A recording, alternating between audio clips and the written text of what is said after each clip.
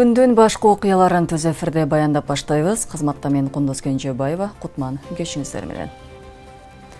Алгач бул чыгарылышта.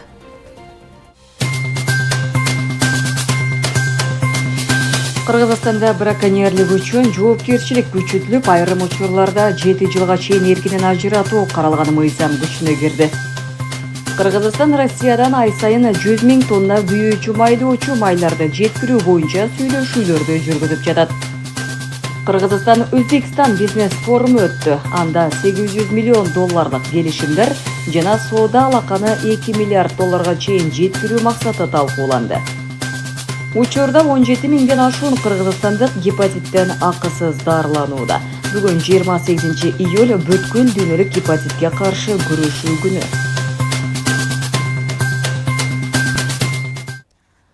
Кыргызстанда браконьерлик үчүн жоопкерчилик күчөтүлүп, айрым учурларда 7 жылга чейин эркинен ажыратуу каралган мыйзам күчүнө кирди.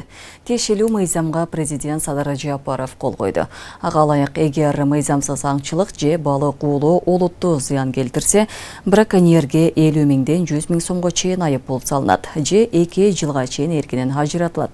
Ал эми транспорт, кайык, авиация, жардыргыч заттар, химиялык каражаттар, электр тогу, синтетикалык жана жаныбарларды массалык түрдө жок кылууга мүмкүндүк берген башка ыкмалар колдонулса, 100 000ден 200 000 сомго чейин айып салынат же 2 жылдан 5 жылга чейин эркинен ажыратуу жазасы каралат. Белгилей кетсек, 10 000 сомдон жогору зыян олуттуу, 100 000 сомдон жогору зыян ири, ал эми 1 миллион сомдон жогору зыян өзгөчө ири өлчөмдөгү зыян деп эсептелет. Кыргызстан Россиядан ай сайын 100 000 тонна күйүүчү майлоочу майларды жеткирүү боюнча сүйлөшүүлөрдү жүргүзүп жатат. Бул тууралуу министрлер кабинетинин төрагасынын биринчи орун басары Данияр Амангелдиев билдирди. Анын айтымында жеткириле турган күйүүчү май рыноктук баада сатылат. Россиядагы ички кыйынчылыктарга карабастан алар мүмкүнчүлүгүнө жараша Кыргызстанга жардам берүүгө даяр экенин айтышты, деди Амангелдиев. Белгилей кетсек, буга чейин Кыргызстан күйүүчү майды Беларусь менен Кытайдан да ала баштаганы, ошондой эле Өзбекстан менен сүйлөшүүлөр жүрүп жатканы кабарланган. Монополияны жөнгө салуу кызматы күйүүчү май ташыган компаниялар менен күйүүчү майлоочу майлардын баасын турукташтырууга багытталган макулдашууга кол койду. Мекеменин маалыматына ылайык, документтин негизги максаты өлкөнү АЭ92 бензини, дизель майы жана автогаз менен туруктуу камсыз кылуу. Ошондой эле күйүүчү майдын негизсиз кымбатташына жол бербөө. Аталган кызмат макулдашуунун аткарылышын көзөмөлдөп, өлкөдөгү күйүүчү май рыногундагы туруктуулукту камсыздоо боюнча тиешелүү чараларды көрөөрүн билдирди. Бишкекте күйүүчү май бир күндө 2 сомго кымбаттады. Нефтетрейдерлер ассоциациясынын президенти Канат Эшатов муну дүйнөлүк дүң баалардын өсүшү менен түшүндүрдү. Ага ылайык бүгүн АЭ92 бензини 86,9 сом, АЭ95 99,9 сом болду. Дизелдин баасы 1,6 сомго өсүп, 99,9 сомго жетти. Бишкекте Кыргыз-Өзбек бизнес форуму өтүп, анын алкагында эки өлкөнүн ишкерлери, мамлекеттик органдардын өкүлдөрү жана инвесторлор бир аянтчага чогулушту. Форумда өнөр-жай кооперациясы, фармацевтика, аял чарба жана инвестициялык өнөктөштүк маселелери талкууланды. Жыйынтыгында 800 миллион АКШ долларына чукул сумманы түзгөн биргелешкен долбоорду ишке ашыруу, соода жүгүртүүнү 2 миллиард долларга чейин жеткирүү максаттары коюлду. Рада приветствовать вас в Бишкеке на церемонии открытия. Кыргыз-Өзбек кызматташтыгынын ортосундагы соода жүгүртүүнүн көлөмүн 2 миллиард АКШ долларына жеткирүү максаты коюлган. Эки өлкө президенттеринин койгон бул тапшырмасын ишке ашыруу алкагында өндүрүштүк кооперациялар кеңейтилип, жаңы инвестициялык долбоорлор жолго коюлууда. Мындай орчундуу кадамдарга багытталган Кыргызстан-Өзбекстан бизнес форуму натыйжалуу аянтчага айланат деген тилек бар. Бул тууралуу инвестициялар боюнча улуттук агенттиктин башчысы Равшанбек Сабиров белгиледи. Албетте, биз ошол жанагы бүгүнкү күндө ошол 14 меморандум жанагы келишимдерге кол коебуз. Мунун суммасы абдан эле көп. Ачык айтканда бүгүнкү күндө биз ошол жанагы меморандумдорду койгондон кийин бул жерде эксперттик топ өздөрүнчө жанагы мунун суммаларын чыгарышат. Биз где-то ошол 2 миллиардка жетебиз го дегендей, ошол бүгүнкү күндө инвестициялык долбоорлорду кошкондо где-то бир 800 миллион доллардын тегерегинде болот деген ойдобуз. Учурда эки өлкө ортосундагы соода алаканын көрсөткүчү 1 миллиард 200 миллион долларды түзөт. Бул багытта Өзбек-Кыргыз өнүктүрүү фонду текстиль, курулуш, агро өнөр жай жана туризм тармагында 80 миллион доллардан ашык суммадагы 36 биргелешкен ишкананы каржылаган. Азыр дагы 200 миллион долларлык долбоорлор каралууда.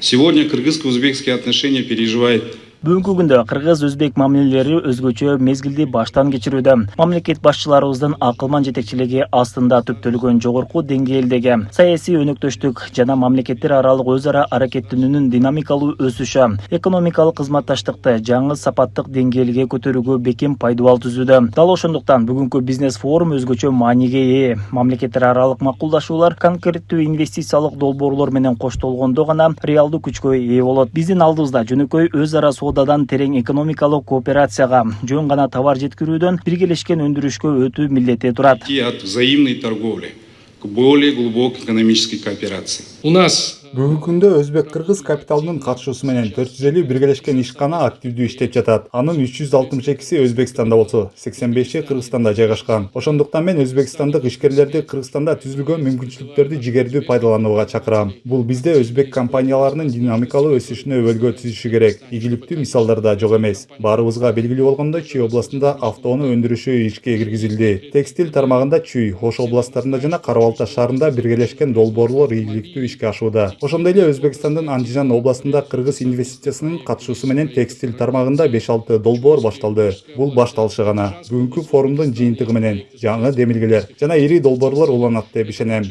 уже 5-6 проектов есть, я думаю.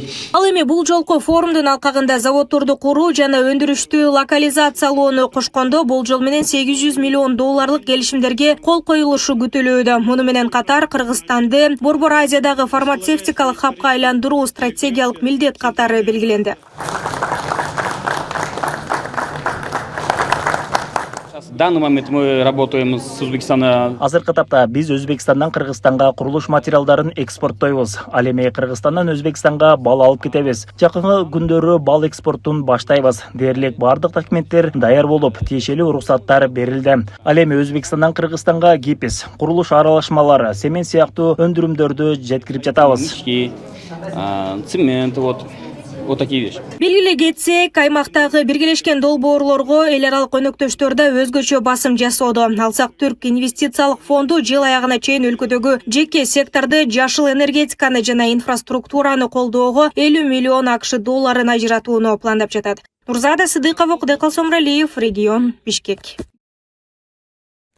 Жалал Абад областында органикалык аял чарбасын өнүктүрүүгө багытталган ири форум өттү. Манас шаарында уюштурулган Жалал Абад органик 2026 форумунда мамлекеттик органдардын өкүлдөрү, аял чарба тармагынын адистер, фермерлер жана ишкерлер бир аянтчага чогулуп органикалык өндүрүштү өнүктүрүүнүн артыкчылыктары жана келечектеги мүмкүнчүлүктөрү тууралуу пикир алышты. Иш чаранын жүрүшүндө заманбап технологияларды жайылтуу, өндүрүлгөн продукциянын атаандаштыгы жөндөмдүүлүгүн жогорулатуу жана мамлекеттик жеке өнөктөштүктү чыңдоо маселелерине өзгөчө көңүл бурулду. Жана биздин департаменттин атынан бүгүнкү ушул органикалык айыл чарбанын улуттук күнү менен чын жүрөктөн куттуктайбыз. Жалал Абад облусунда органикалык айыл чарбасынын улуттук күнүнө арналган форум өттү. Президент Садыр Жапаров буга чейин органикалык айыл чарбасынын улуттук күнү жөнүндө жарлыкка кол койгону маалым. Ага ылайык мындан ары жыл сайын сентябрь айынын акыркы жума күнү өлкөдө органикалык өндүрүштү өнүктүрүүгө арналган улуттук күн белгиленет. Анын алкагында өлкөнүн бардык аймактарында органикалык айыл чарбасын өнүктүрүүгө багытталган форумдар уюштурулуп, мамлекеттик органдардын өкүлдөрү, фермерлер жана ишкерлер бир аянтчага чогулууда. Жаныбызда кошуна республикаларга өзүбүздүн айыл чарба аянттарыбыздын көлөмү менен, айыл чарба азыктарын өндүрүлгөн көлөмү менен биз аларга атаандаш боло албайбыз да. Себеби дегенде алардын көлөмү абдан чоң жана экспорт экспортко чыгуу мүмкүнчүлүгү дагы абдан кеңири да. Биз ошол себептен биз ошол органикалык айыл чарба азыктарын өндүрүп, аны кымбат баада экспорттоп, биздин фермерлердин экономикалык акыбалын жакшыртуу бул негизги багыт болуп эсептелет.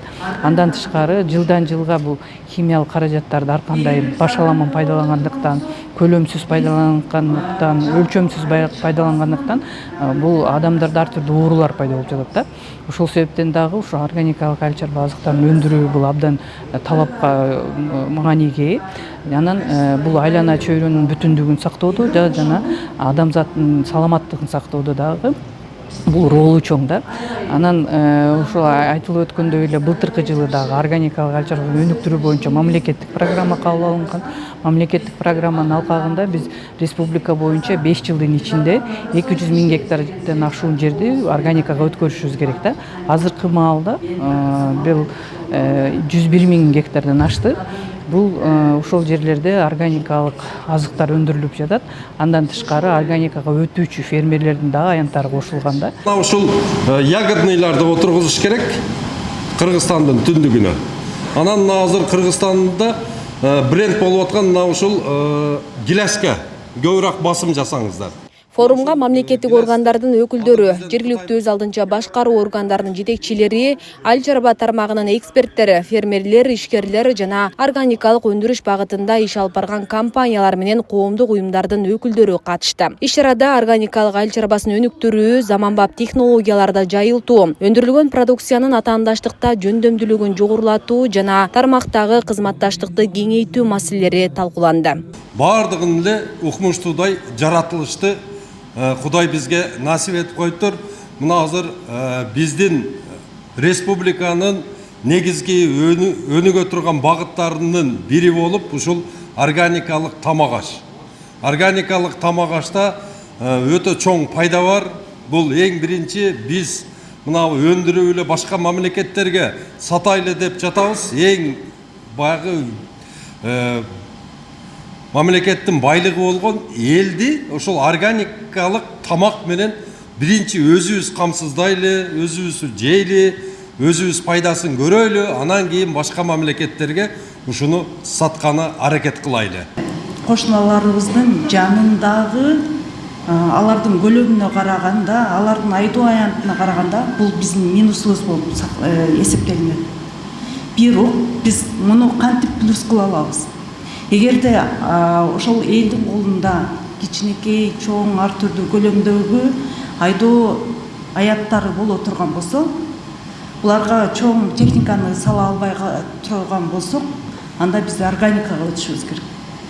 Именно органикада кичине аянтты иштетүү, ага техника салуу жана сертификация алуу абдан оңой болот. Иш-чаранын жүрүшүндө президенттин Жалал Абад облусундагы ыйгарым укуктуу өкүлү Тилек Текебаев органикалык айыл чарбасын өнүктүрүүгө кошкон салымы үчүн бир катар инсандарды ардак грамота жана ыраазычылык каттар менен сыйлады. Бейлей кетсек, органикалык айыл чарбасынын улуттук күнүнө карата өлкөнүн 7 облусунда форумдар уюштурулууда. Буга чейин мындай иш-чаралар Ысык Көл жана Чүй облустарында өтсө, эми эстафета башка аймактарда уланат. Жыйынтыгында кайрадан органикалык айыл чарбасынын улуттук күнүнө карата сентябрь айында Манас шаарында белгиленет. Асель Сыдыкова, Шайыр Зайырбек уулу, Регион телеканалы, Жалал Абад.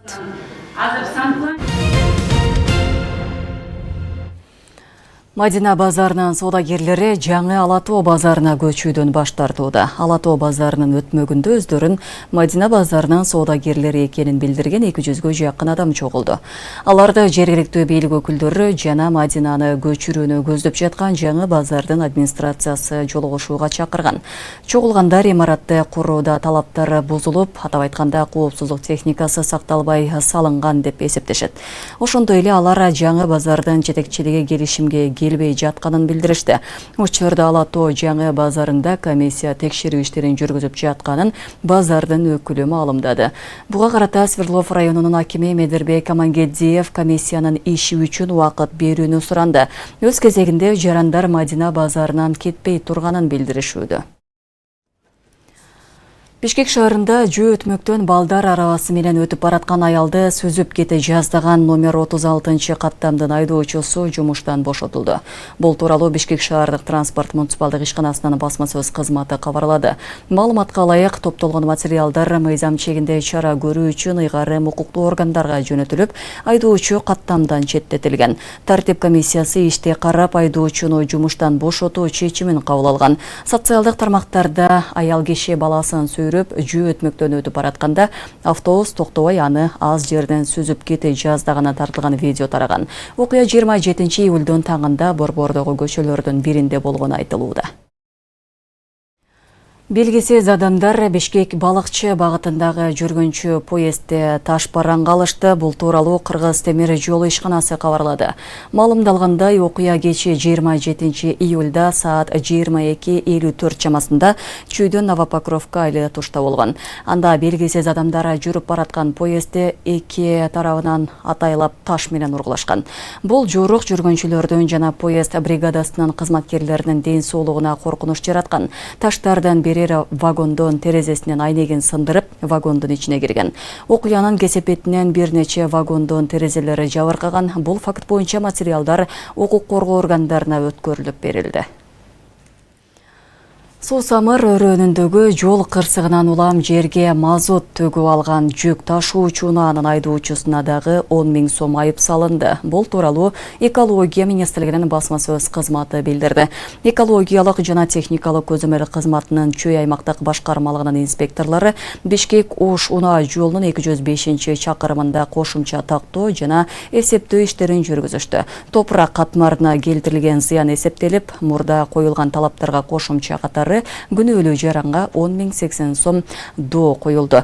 Кызматтын адистери төгүлгөн мазуттун калдыктарын толугу менен тазалап, зыянсыздандырышты. 24 июлда Суусамырда мазут жүктөлгөн унаа оодарылып, андан кийин топуракка 4-5 тонна мазут төгүлгөндүгү белгилүү болгон. Ошол кезде жүк ташуучу унаанын айдоочусуна 20 000 сом айып салынган. 28 июль бүткүл дүйнөлүк гепатитке каршы күрөшүү күнүнө карата Кыргызстандын саламаттык сактоо министрлиги вирустук Б жана С гепатиттери узак убакыт бою эч кандай белгилери жок өтүшү мүмкүн экенин, бирок өз убагында диагноз коюлуп, дарыланбаса боордун циррозуна жана рагына алып келерин эскертти. Саламаттык сактоо министрлигинин басма сөз кызматы билдиргендей, вирустук Б жана С гепатиттерине тест тапшыруу, Б гепатитине каршы эмдөө, ошондой эле өнөкөт вирустук гепатит менен ооруган бейтаптарды дарылоо республикалык бюджеттин эсебинен акысыз жүргүзүлөт. Мекеме ошондой эле бүткүл дүйнөлүк гепатитке каршы күрөшүү күнүнө карата 10 күндүк акысыз текшерүү өткөрүп жатат. Мындан тышкары жергиликтүү бийлик органдары менен биргеликте көчмө алдын алуу иш-чаралары жүрүп жатат.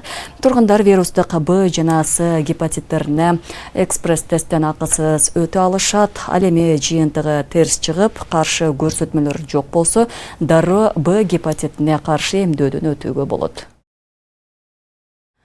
Мектептерде окуучулар үчүн сабак убактысы жана үй тапшырмаларынын көлөмү белгиленди. Агартуу министрлигинин маалыматына ылайык, 1-класстын сабагы 40 мүнөт болот. Сабактардын ортосунда 10-15 мүнөттүк кыймыл аракет, музыка менен эс алуу тыныгуусу берилет. 2-класстарда да сабак 40 мүнөт, ал эми 3-11-класстарда 45 мүнөттөн өтүлөт. Сабак эртең мененки саат 8:00дон эрте башталбашы керек. Эгер мектеп 2 нөмөттө иштесе, 1-2-5-класстар 1 нөмөттө окушу керек. Үй тапшырмасынын көлөмү чектелет жана 1-класстарга үй тапшырмасы берилбейт. Сабактардын жүгүртмөсү окуучулардын ден соолугуна зыян келтирбегендей санитардык талаптарга ылайык түзүлүшү керек.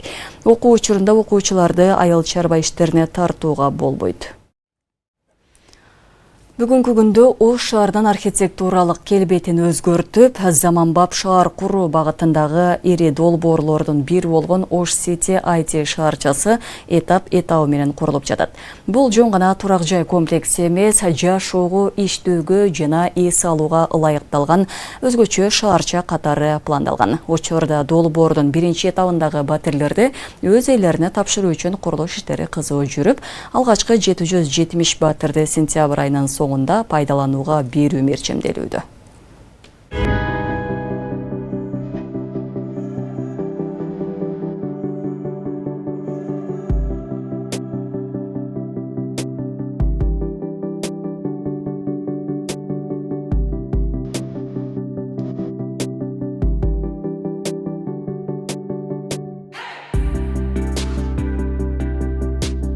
Ош шаарынын келечектеги жана ири курулуш долбоорлорунун бири болгон Ош City IT шаарчасында курулуш иштер белгиленген графикке ылайык уланууда.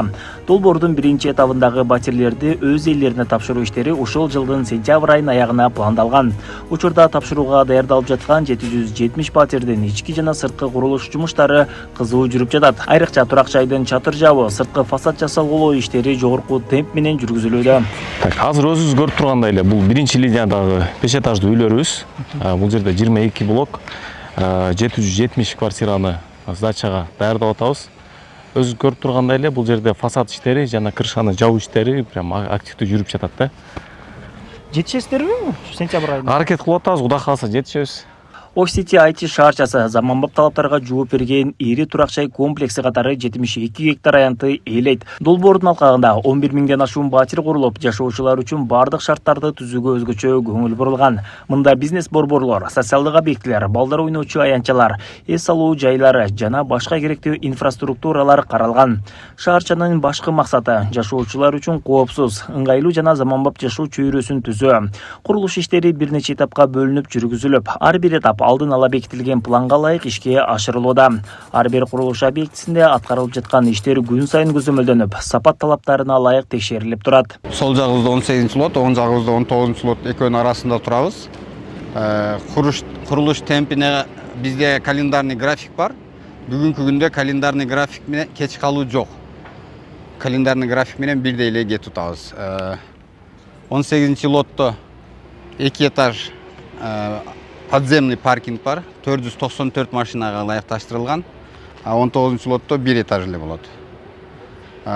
Лоттордун арасынан подземный туннелдер болот. 19 лоттон кирген машина 21 лоттон дальше чыгып кете алат. Курулуштун сапаты долбоордун башкы артыкчылыктарынын бири. Ошондуктан курулушка колдонулган ар бир материал атайын лабораториялык текшерүүдөн өткөрүлөт. Шаарчан аймагында ачылган лабораторияда курулуш материалдарынын сапаты эл аралык жана техникалык стандарттардын негизинде текшерилет. Арматуралардын бекемдиги, бетон куюмаларынын сапаты, алардын тыгыздыгы жана чыдамкайлыгы атайын жабдуулардын жардамы менен анализделет. Биздин өзүнүн лаборатория бар, мына жерде металл болобу, арматура келеби, цемент келеби, шагыл келеби. Biz бүт барын текшеребиз. Мына ал жерде, например, бетонду жасап маркасын чыгарып көрөбүз. Шагылдарды текшеребиз. Бирден шагылдын алып вязкасы болот. Ошолорду текшеребиз. Андан сырткары арматураларды сваркаланган жерлери болот. Муфта менен уланат арматуралар бири-бирине. Улангандан кийин аны муфта менен же болбосо жанагындай ванный сварка менен улаганда мына ал жерге келип туруп, мына ал жерге жанагы муфталарды текшеребиз. Натырып Үзгөнгө канча неме менен жүк менен көтөрө алат ошо арматураны, ошо жерин текшеребиз. Ош City шаарчасында эмгек коопсуздугуна дагы өзгөчө маани берилет. Курулуш аянтчасында иш алып барган кызматкерлер атайын коргоочу каражаттар менен камсыздалып, коопсуздук эрежелери боюнча үзгүлтүксүз окутуулардан өткөрүлүп турушат. Ар бир жумушчуга курулуш иштерин жүргүзүүдө сакталууга тийиш болгон талаптар түшүндүрүлүп, өндүрүштүк коопсуздук боюнча нускама берилип турат. Мындан тышкары, объектте коопсуздук эрежелерин сакталышын көзөмөлдөгөн адистер туруктуу иш алып барышат.